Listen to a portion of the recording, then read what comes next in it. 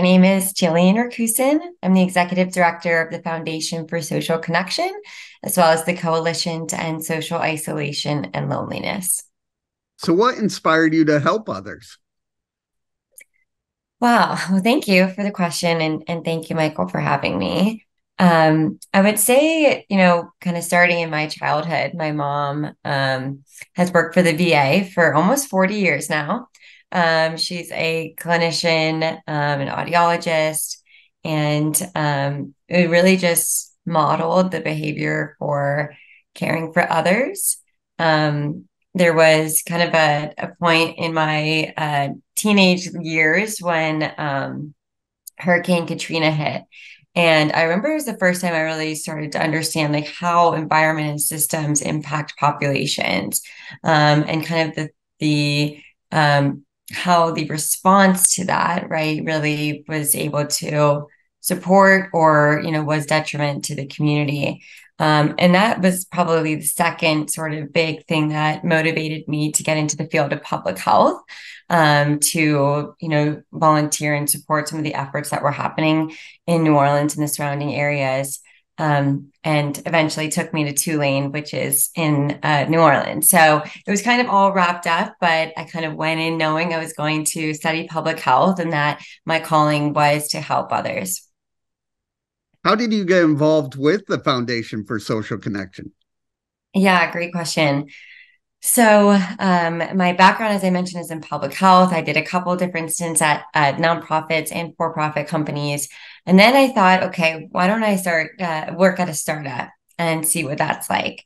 And so I joined a technology company that was just starting up in New York City. We were building patient engagement platforms and software for different hospitals and health systems around the country.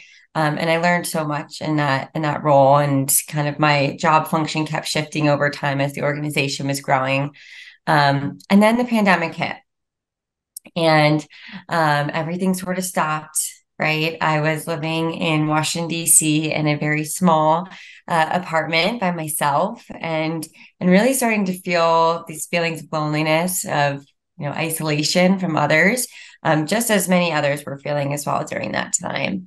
But it just really prompted me to kind of take a step back and reflect on my career and kind of where I was spending my time and how fulfilled I was feeling, and try to search for a role and an organization that was doing really good to address the issues of loneliness and isolation, which have been pervasive even before the pandemic, but really it shined a light on our epidemic of loneliness and kind of the direction of the trends, which is negative, and how we can kind of work towards that positive upswing.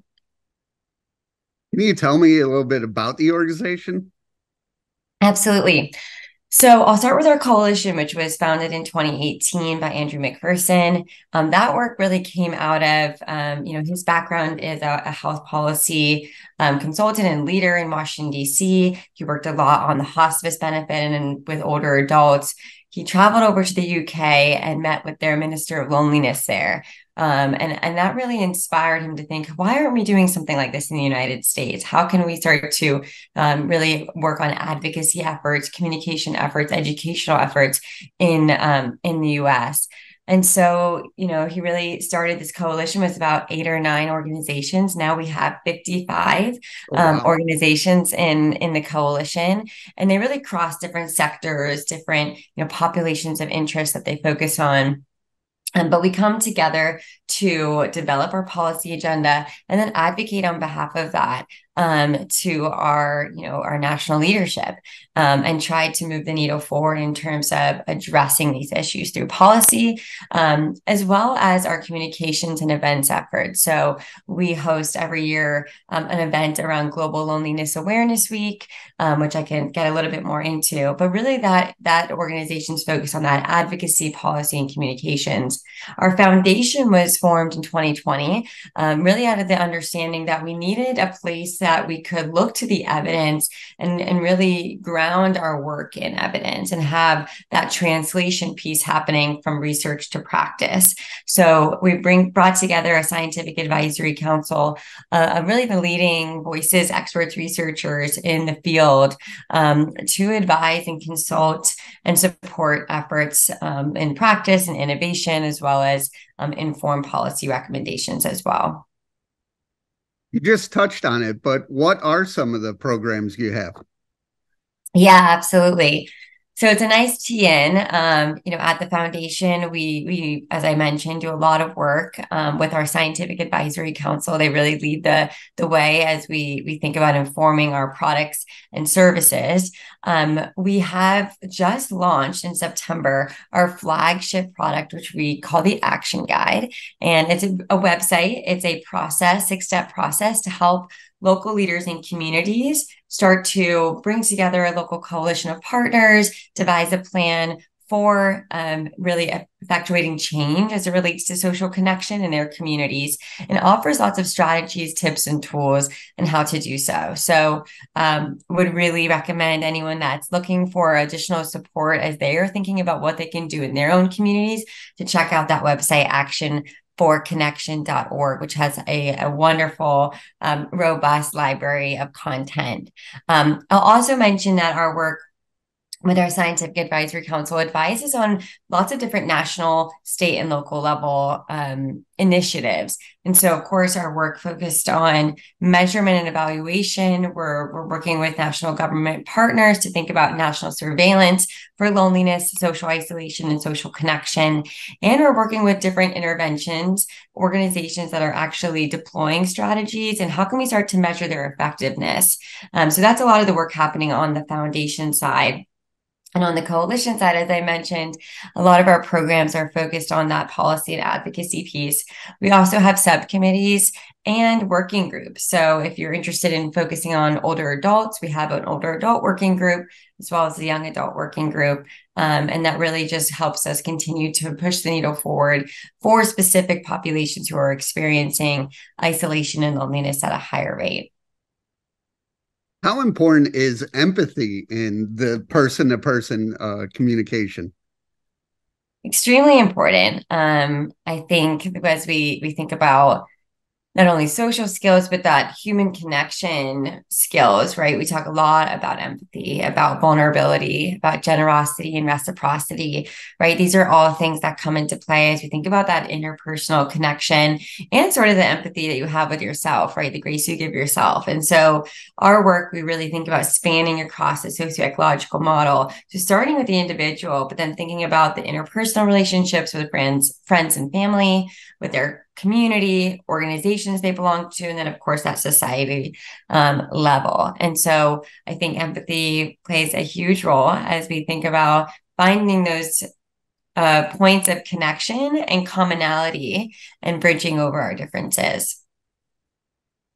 What does it mean to you when you hear stories or talk to people and you're impacting their lives? Yeah, well, I would say it's definitely heartening, right? It's really the motivation to keep going and continue to push this work forward. A lot of our efforts at the foundation and coalition are to, we say, help the helpers, right? So our programs are not direct service towards individuals, but we're really supporting and increasing capacity of those local leaders or those that are driving those direct interventions to people experiencing that lived experience of social isolation and loneliness. So being able to help them scale their efforts, infuse evidence into their efforts, and then hear those stories and narratives back really makes us feel warm and fuzzy, and of course, motivates us to continue. Yeah, what would you say to anyone going through a tough time right now?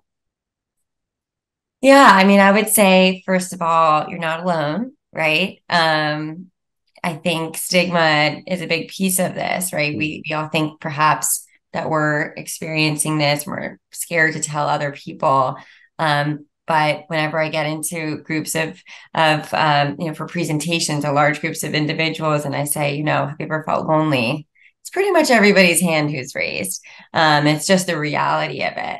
And I think sometimes naming it and offering some language an understanding and backing of why this might be happening, when it's okay, right, to feel lonely, and when it's starting to creep into that the chronic loneliness or isolation, which is really leading to some of those negative health impacts.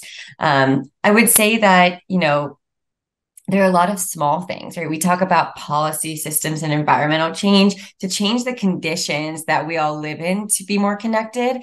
But while that's happening, because those things take a long time, there's also kind of some small steps that individuals can take, right?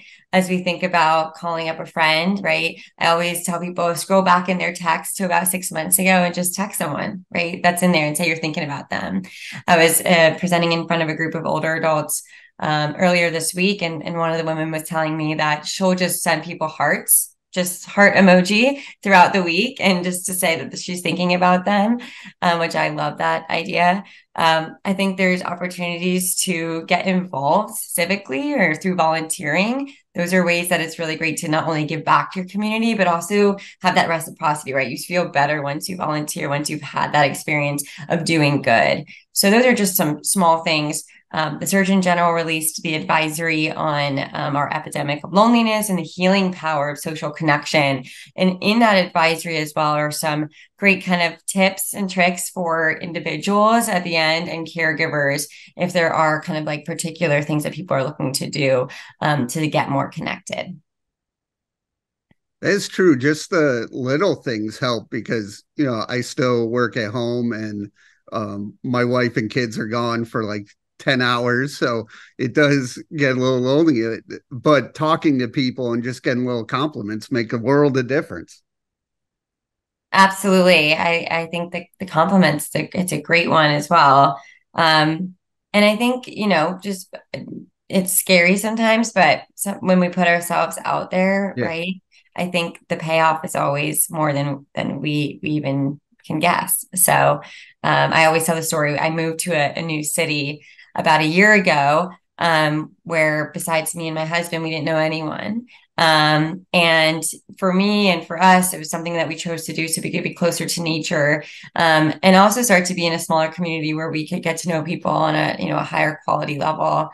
And there was a group starting a book club that I found through a thread app, and I just showed up and I didn't know anyone. I came by myself. And now some of those women are my very close friends. And we meet together monthly. And, over time, we've grown into cooking for each other and supporting each other through other life events. And so I think that hopefully it's not just the exception, but that becomes the rule. What do you do to help your own mental health? Yeah, so another great question. My background when I grew up, as I mentioned, I studied public health, but I also studied dance in college. So I grew up dancing from a very young age, and it's been, a real passion of mine. As I grew up, went to college, graduated, kind of transitioned a little bit more into the fitness world. And so, apart from my role here at the foundation and the coalition, I also teach fitness. Currently, I teach reformer Pilates, which I love. It just like gets me moving and shaking and brings my brain to another dimension a little bit. It also allows me to be in person with others, and connect on a different way as we're moving our minds and getting a little bit more in touch with how we're feeling. So where do you want to see the your mission in the next 3 to 5 years? Yeah, I mean, I think we're really at an important time right now, right? A pivotal moment where we're seeing a lot of momentum around the issue more than probably ever in history as it relates to kind of the downward trend. And I think a lot of motivation and energy to focus, as I mentioned before, on that upswing and to try to turn the trends around and move towards more socially connected communities, and really focus on this issue across the country, because it does start to seep into so many other aspects of our lives, whether it be political division or other, the climate change or other types of reactions that we need to be resilient as communities as we come across different challenges. So I would love to see our organizations continue to push the needle on legislation. Even just today, Representative Flood introduced legislation on bringing together a work group to explore and review different measurement and other types of and as we think about kind of like national surveillance around social isolation, loneliness, and connection, bringing together a work group to understand what is the evidence telling us, where are there gaps, how can we start to become a little bit more standardized across the country. We also know that Senator Murphy introduced legislation a couple months ago, the Social Connection Act. And so, how can we start to move those from being introduced, which is huge, right? First time we're seeing social connection in legislation. How can we start to move that to being passed to have bipartisan support? So, that's what I'd love to see for the coalition, as well as growing our membership, filling those gaps as we think about those communities that are experiencing isolation and loneliness most. How can we make sure that those voices are included into our coalition work? And the foundation, I think, continuing to drive our research efforts forward and our translational research efforts, helping understand what solutions are working, right? A lot of the evidence today is looking at the negative health impacts of chronic loneliness or chronic isolation. So we have a good amount of evidence of why this is bad for us. But what we don't have a lot of evidence for yet, and what we're working on, and lots of partners are working on, is what works.